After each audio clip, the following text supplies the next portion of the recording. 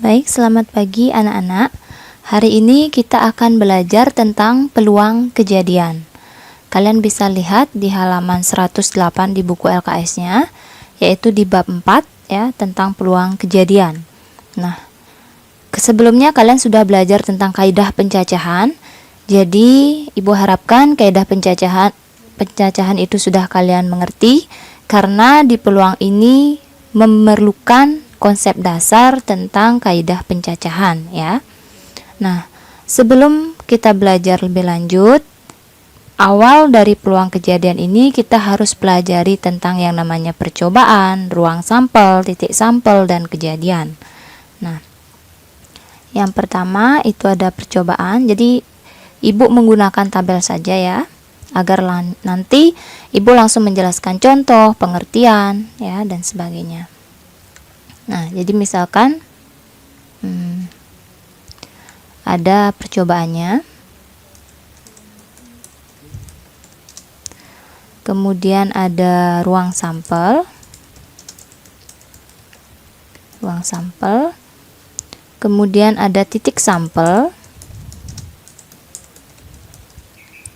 dan ada satu lagi ya, yaitu kejadian. Nah, jadi ada 4 istilah ini di peluang kejadian. Kalian bisa sambil melihat LKS-nya juga untuk nonton video ini. Jadi di LKS juga sudah dijelaskan bahwa percobaan itu adalah proses menghasilkan data. Ya. Kemudian ruang sampel itu adalah semua hasil yang mungkin muncul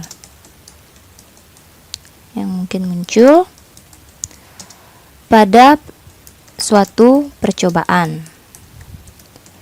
Sedangkan titik sampel itu adalah anggota dari ruang sampel. Selain itu, kejadian itu adalah himpunan bagian dari ruang sampel. Nah, ini pengertian dari percobaan, ruang sampel, dan titik sampel. Contohnya, misalkan untuk percobaan kan proses menghasilkan data. Misalkan contohnya pelemparan sebuah dadu, kemudian misalkan pelemparan sekeping uang logam, dan sebagainya ya. Nah, misalkan ruang sampel untuk contoh pertama ya. Untuk contoh pertama yaitu pelemparan sebuah dadu. Jadi kan ruang sampelnya hasil yang mungkin muncul. Nah, satu dadu itu kan memiliki 6 mata dadu. Jadi kalian buatnya untuk ruang sampelnya kemungkinannya muncul mata dadu 1, mata dadu 2, mata dadu 3, 4, 5, dan 6. Seperti itu ya. Jika contoh yang kedua kan pelemparan sekeping uang logam ya, sekeping uang logam. Yang tadi sebuah dadu. Yang nomor 2 sekeping uang logam. Satu keping uang logam itu hanya mengandung sisi A dan juga sisi G, sisi angka dan sisi gambar. Jadi ruang sampel yang mungkin muncul karena sekeping uang logam, maka hanya angka dengan simbol A dan G dengan gambar dengan simbol G. Kemudian titik sampel itu adalah anggota-anggota dari ruang sampel. Jadi titik sampel itu lebih cenderung ke banyak dari ruang sampel. Nah, untuk contoh nomor 1, titik sampel itu bisa kita lambangkan dengan NS ya, N-nya kecil karena dia merujuk ke kardinalitas. NS berarti di sini ada 6 ya, ada 1, 2, 3, 4, 5, 6. Kemudian NS untuk percobaan sekeping logamnya itu adalah A dan G, berarti hanya 2, seperti itu. Nah, kemudian untuk kejadian tergantung persoalan yang ditanya seperti apa. Misalkan yang nomor 1 percobaannya tetap ini ya, pelemparan sebuah dadu. Kemudian ibu tanyakan kejadian munculnya mata dadu prima, misalkan seperti itu. Nah, kalian jawabnya dengan menglistnya ya, mendaftarkannya gitu. Nah, mata dadu prima itu kan 2, 3, dan juga 5. Maka jawaban di sini adalah 2, 3, dan 5. Seperti itu. Misalkan lagi pertanyaan Ibu dari percobaan yang pertama tetap ya. Misalkan kejadian munculnya mata dadu genap. Nah, kalian bisa lihat mata dadu genap itu ada di 2, kemudian 4, dan juga 6. Bisa seperti itu ya. Dah, mungkin untuk lebih menguatkan lagi contoh lain. Contoh lain itu misalkan 2 keping uang logam dilemparkan bersamaan. Nah, jadi ini percobaannya ya. Kemudian tentukan ruang sampel, Ibu singkat dengan RS, dan banyak titik sampel, Ibu singkat dengan TS, percobaan tersebut. Nah, jadi jika kalian ingin menjawab ini, kalian bisa lihat di sini ya. Percobaannya itu adalah pelemparan 2 keping uang logam ya. Jadi ini percobaannya. Pelemparan 2 keping uang logam. Kemudian yang diminta adalah ruang sampel dan titik sampel. Nah, kalian di sini bisa membuat, untuk menjawab ruang sampelnya, kalian buat dulu tabel seperti kaidah pencacahan sebelumnya.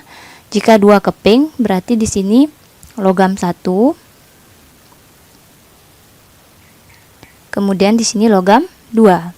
Karena ada 2 keping logam. Nah, 1 logam itu ada angka dan gambar. Kemudian logam kedua juga memiliki angka dan gambar. Jadi kalian buat tabelnya ya.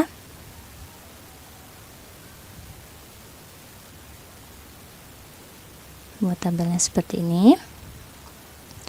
Nah, berarti hasil dari pelemparan 2 keping uang logam itu adalah, misalkan Ibu bacanya dari atas ya. Jadi A, kemudian ini GA, kemudian ini AG, dan ini GG. Nah, selanjutnya dari sini kalian bisa lihat yang merupakan hasil dari percobaannya itu adalah yang di dalam kotak. Ini, dan ini. Sehingga kita bisa simpulkan bahwa untuk ruang sampel, Ibu singkat dengan RS. Jadi untuk ruang sampelnya ada AA, ada AG, GA, dan GG.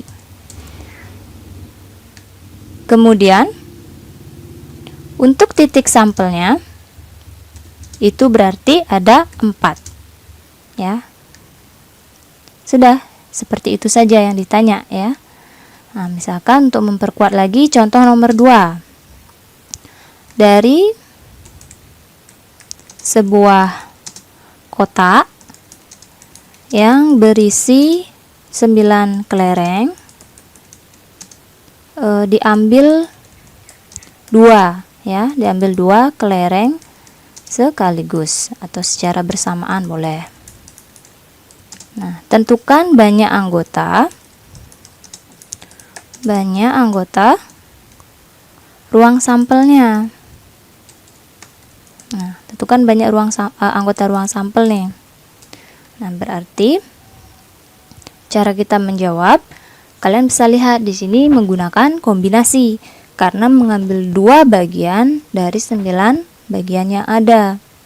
Dan selain itu, kelerengnya kan ada 9. Kita tidak memperhatikan urutan di sini sehingga menggunakan kombinasi.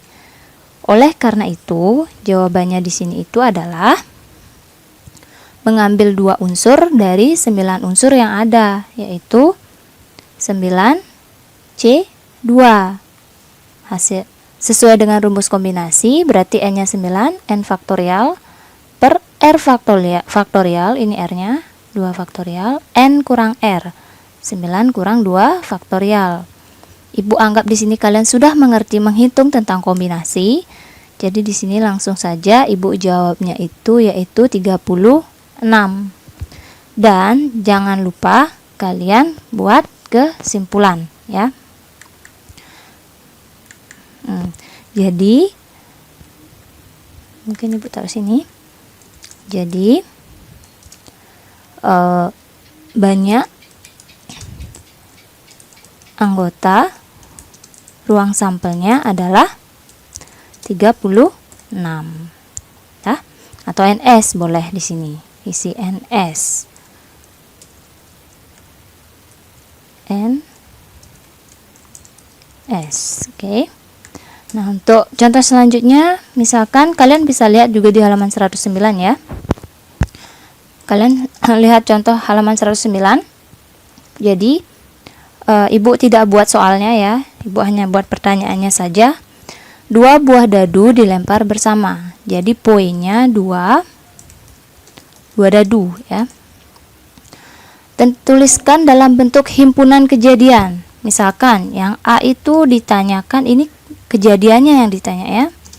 Yang A ditanyakan kejadian muncul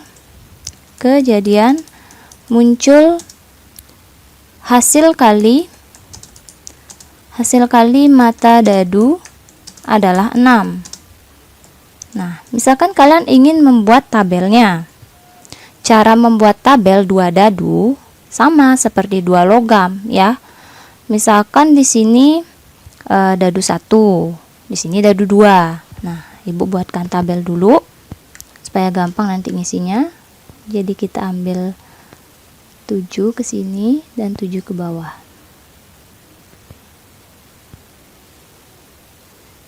Nah, seperti ini ya. Jadi ini misalkan dadu pertama yang di atas, boleh yang di samping juga ya, sama saja. Misalkan ini dadu 1, di sini dadu 2, dadu kedua maksudnya ya. Nah, satu dadu memiliki 6 mata dadu ya, yaitu 1, 2, 3, 4, 5, 6 ya. Di sini 1, 2, 3, 4, 5, 6. Kemudian di sini juga 1, 2, 3, 4, 5, 6. Dah. Nah, kemudian cara memasangkannya gimana? Cara memasangkannya seperti apa ya? Jadi Ibu akan rata tengahkan dulu supaya gampang lihatnya. Ibu akan blok dulu ya. Ini adalah mata dadunya. Nah, di sini hasilnya. Hasilnya itu tinggal kita pasang-pasangkan saja ya. Misalkan dari atas ya, ini 1,1. Seperti itu. Kemudian di sini 1,2. Seperti itu ya. Semuanya diisi sekarang. Nah, Ibu isi dulu. Di sini berarti 1,3, 1,4, 1,5, 1,6. Nah, kalau sini misalkan dari 2, karena kan Ibu bacanya dari dadu 1. Jadi kita konsistenkan sampai terakhir itu dadu 1. Mungkin biar cepat Ibu langsung giniin dulu ya. Di sini 1.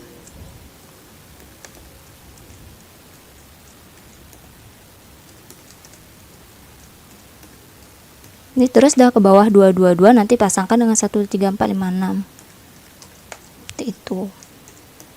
2,6. Nah, ini 3 ya. Kemudian kita isi koma dulu. Nanti ingat isi kurungnya ya. Ini Bu biar cepat saja mohon maaf. Ini Ibu biar cepet aja, tapi kalau kalian mengerjakannya silakan isi kurungnya ya.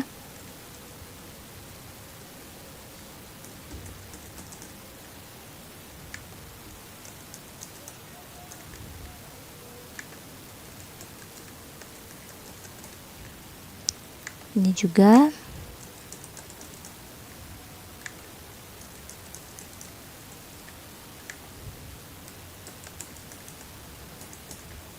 Dan yang terakhir pasangannya 6.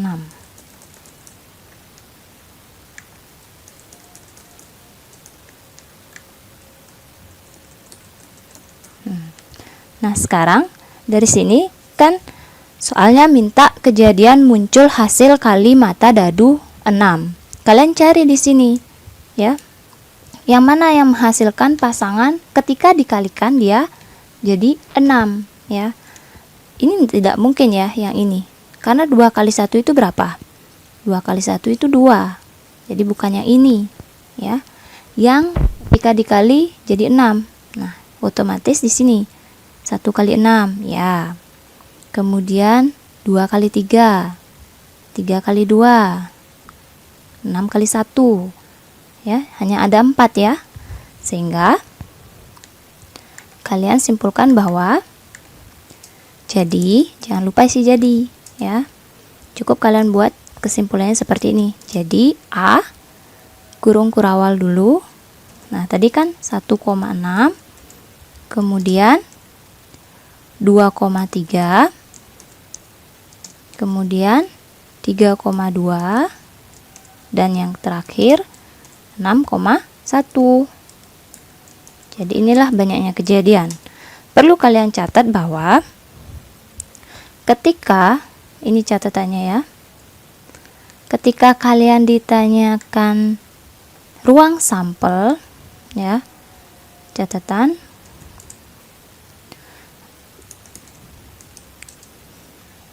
jika ditanya ruang sampel atau kejadian, jawaban kalian harus mendaftarkan anggotanya. Nah, kayak yang tadi, seperti ini. Nih, ditanya ruang sampel, kita mendaftarkan anggota ya. Kemudian ditanya kejadian, kita mendaftarkan anggotanya. Tapi jika ditanyakan titik sampel, itu nanti jawabannya berupa angka. Karena merujuk ke banyak. Karena titik sampel itu sendiri adalah banyak anggota dari ruang sampel. Jadi seperti ini, titik sampelnya ada 4. Dan juga seperti ini ya, tentukan banyak anggota, otomatis dia pakai 36. Ini sama caranya seperti tentukan banyak cara mengambil 2 kelereng dari 9 kelereng yang ada, seperti kaidah pencacahan kemarin. Jika kita menentukan ruang sampel ini cukup sulit ya, karena kan 9 kelereng kita ambil 2, mungkin kelereng 1 sama kelereng 2 dulu, mungkin kelereng 2 sama kelereng 3 dulu, kan banyak. Jadi sebagian besar di sini hanya menentukan banyak anggota ruang sampelnya. Baik, sekian video kali ini. Nanti kita akan lanjutkan di pertemuan selanjutnya dan terima kasih.